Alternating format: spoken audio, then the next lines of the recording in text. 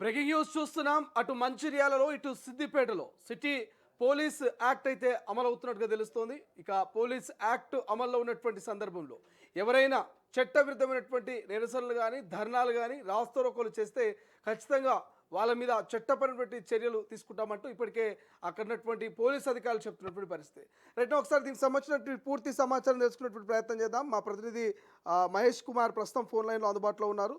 So Mahesh Kumar, ప్రస్తుతం ఏం జరుగుతుంది? సిటీ పోలీస్ యాక్ట్ ఎందుకు అమలైంది? దీని ముఖ్య ఉద్దేశం ఏంటి?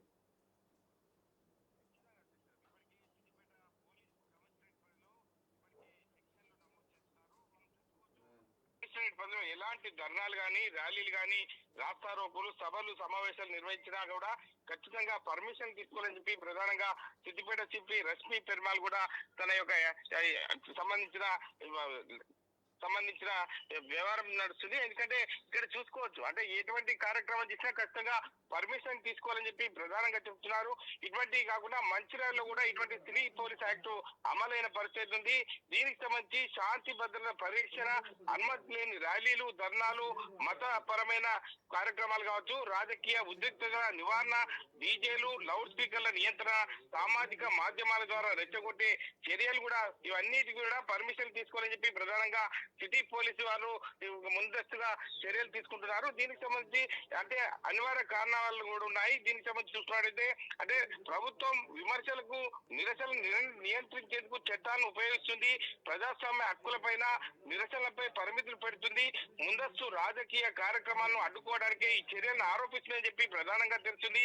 అదేవిధంగా గ్రౌండ్ లో చూసుకున్నట్టయితే ప్రస్తుత తెలంగాణలో పెద్ద ఎత్తున అల్లర్లు, మత ఘర్షణలు లేదా అత్యవసర పరిస్థితులు ఉన్నాయని చెప్పే పరిస్థితి కనిపించడం లేదు. కానీ అంటే ప్రతిపక్షంగా ఉన్నటువంటి పార్టీలు ఏవైతున్నాయో రైతు సమస్యలు, ఉద్యోగ నియామకాల అంశాలు కావచ్చు, స్థానిక రాజకీయ ఉద్రిక్తలు, వివిధ సంఘాల ఆందోళనలు పెరిగే అవకాశాలున్న నేపథ్యంలో పోలీసులు ముందస్తు చర్యలు తీసుకుంటున్నారు తప్ప ఇటువంటి యొక్క పోలీస్ యాక్ట్ ని అమల్లోకి తీసుకురావడం, ప్రజలను చైతన్యపరిచి ముందుకు తీసుకువెళ్లే పరిస్థితి మనం చూస్తున్నాం. శ్రీశైలం.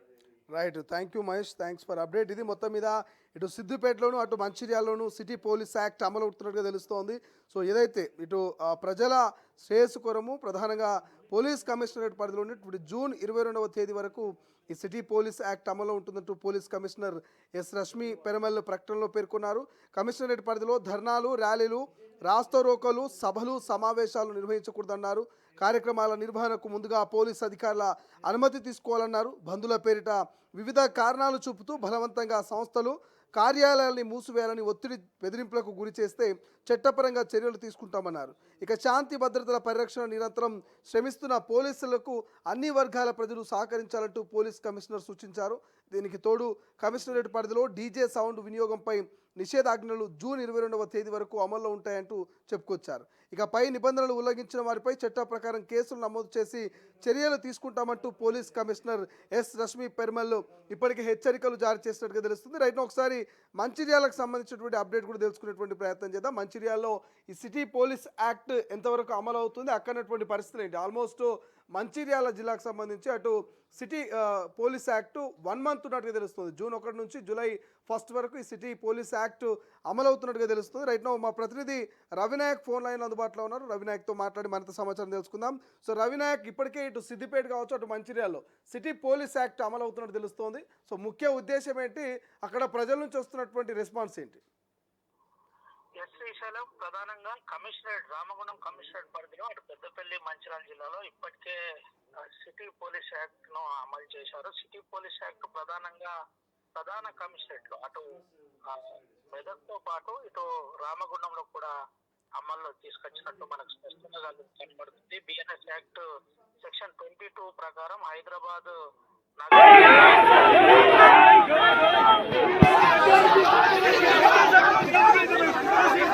నేరుగా సిటీ పోలీస్ యాక్ట్ అమలు చేశారు. అయితే దీంట్లో కొన్ని ప్రధానమైన అంశాలు గురించి ప్రస్తావించే ప్రయత్నం చేశారు. రామగుండం కమిషనర్ అంబర్ కిషోర్ జా ఆధ్వర్యంలో ప్రధానంగా కమిషనరేట్ కొనసాగుతుంది. అయితే డీజే సౌండ్స్ తో పాటు డ్రోన్లు కూడా నిషేధమని ప్రధానంగా దీంట్లో చెప్పారు. దీంతో పాటు రాజకీయ పరిస్థితులు మారుతున్న పరిణామాలు, ముఖ్యంగా ఇటీవల కాలంలో ఈ సింగరేణి మైన్స్ పై కల్వకుంట్ల కవిత నేరుగా బాయిలపై పర్యటిస్తారని ఒక ప్రచారం ఊపందుకుంది. ఇంకా అఫీషియల్ గా షెడ్యూల్ రిలీజ్ కావాల్సి ఉంది. కొంత సాంకేతికమైన అంశాల పట్ల ఇప్పుడు ఆలోచిస్తున్నట్టు కూడా మనకు తెలిసింది. అయితే ఇది ఒకటి పరిగణనలో తీసుకోవడం. రెండో అంశం ఏంటంటే ఈ 1 మంత్ అంతా కూడా క్రైసిస్, వడ్ల కొనుగోలు అంశంలో ప్రతిపక్షాలు చేస్తున్న రాద్ధాంతం కావచ్చు, ప్రతిపక్షాలు నిరసనలు చేయడం, రోడ్లపై రావడం, రోడ్లపై వచ్చి వడ్లు పట్టుకొని కూర్చోవడం, ఇటువంటి అంశాలు కాస్త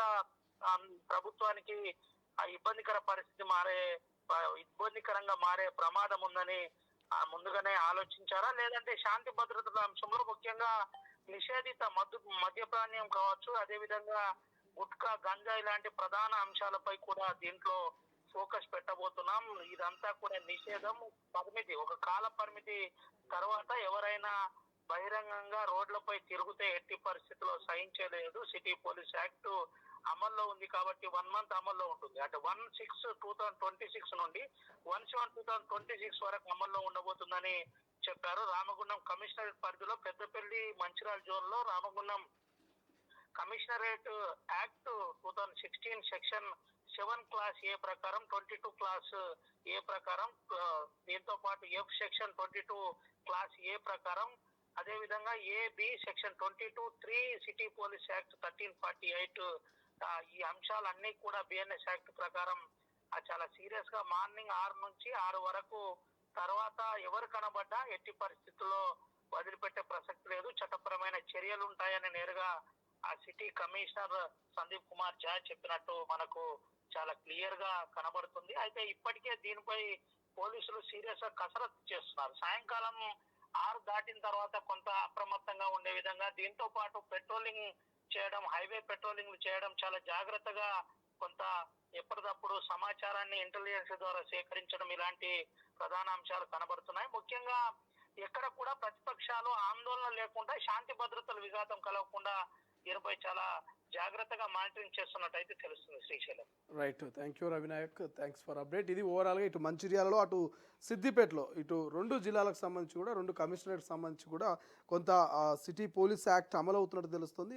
ఈ యాక్ట్ అమల్లో ఉన్నప్పుడు ఎవరు ధర్నాలు కావచ్చు, నిరసనలు కావచ్చు చేయదంటూ కూడా ఇప్పటికే సందేశాలు వెళ్ళినటువంటి పరిస్థితి. ఒకవేళ కాదని కనుక నిరసనలు, ధర్నాలు చేస్తే ఖచ్చితంగా వారి మీద చట్టపరమైన చర్యలు ఉంటాయని కూడా చెప్తున్నటువంటి పరిస్థితి. అయితే ఇదంతా కేవలం శాంతి భద్రతల పరిరక్షణలో భాగంగా రామగుండం కమిషనరేట్ పరిధిలోని మంచిర్యాల జిల్లాలో నెల రోజుల పాటు పోలీస్ యాక్ట్ అమలు జూన్ 1 నుండి జూలై 1 వరకు నిషేధ ఆజ్ఞలను పొడిగిస్తున్నట్టుగా రామగుండం సిపి అంబర్ కిషోర్ షా అన్నారు. అయితే ఇక ఈ సందర్భంగా సిపి మాట్లాడుతూ రామగుండం కమిషనరేట్ పరిధిలో ఇలాంటి ధర్నాలు, రాస్తారోకోలు, ర్యాలీలు, సభలు, సమావేశాలు నిర్వహించరాదని, ఇక ఇలాంటి కార్యక్రమాల నిర్వహణకు పోలీస్ అనుమతి తప్పనిసరి అంటూ చెప్తున్నారు.